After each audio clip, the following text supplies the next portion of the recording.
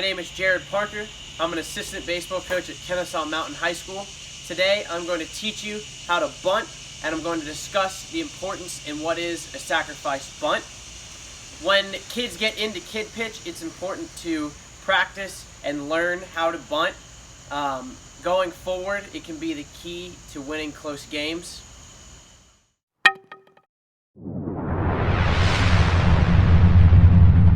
So, first thing you're going to do, you're going to get your sign from your coach. Now you know that you have a job to do. You have to put a bunt down. So, you're going to step up in the batter's box. This gives you more room in fair territory to bunt the baseball.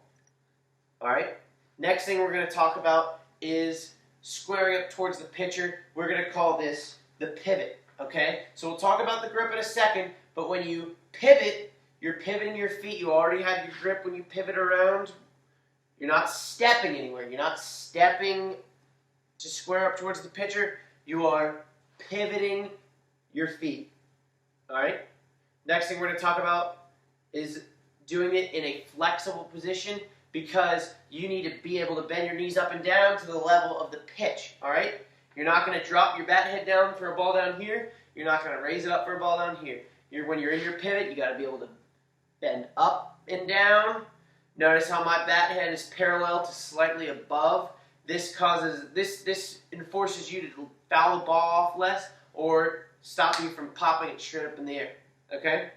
Alright, now we're going to talk about the grip. So I'll come give you a little angle that you're going to, at the bottom of the barrel, you're going to pinch with your pointer finger and your thumb. Alright? And you're going to do that as you're pivoting around towards the pitcher. You're going right into it, okay? So next thing we're going to talk about is angling the bat to where you want to bunt the baseball. So, I'm a lefty. Let's say I want to bunt it down the third baseline.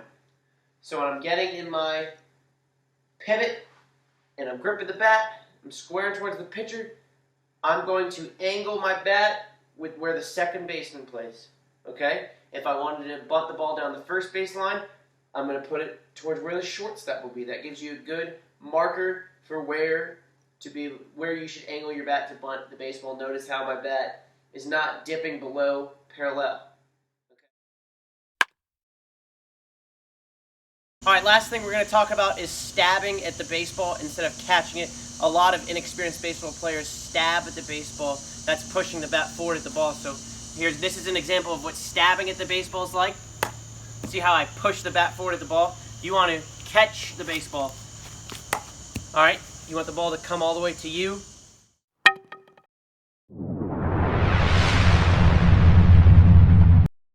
Alright, so now as you can see, I'm going to put it all together for you.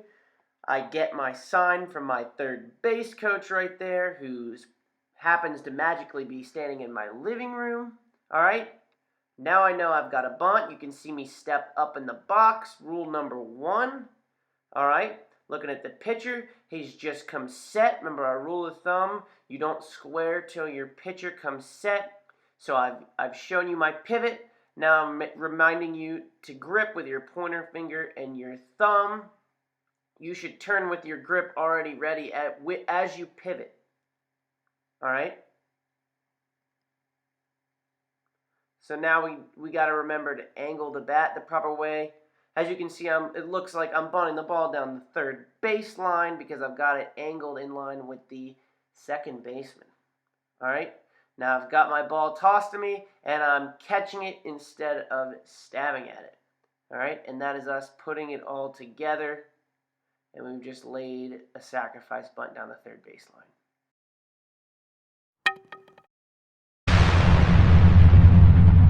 Alright, now we're going to talk about sacrifice bunting. So everything we just talked about in teaching a beginner how to bunt applies right here.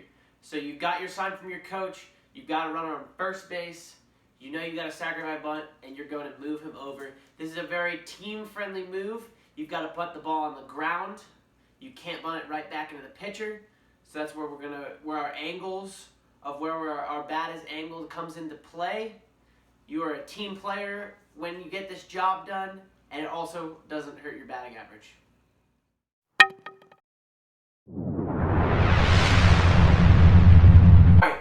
To close today, we learned about how to teach a beginner how to bunt, and we discussed a little bit about what a sacrifice bunt is and what it means. So we talked about getting up in the box, the pivot, how to grip the bat, bending your knees up and down to the level of the baseball, angling your bat, not lowering your bat below parallel.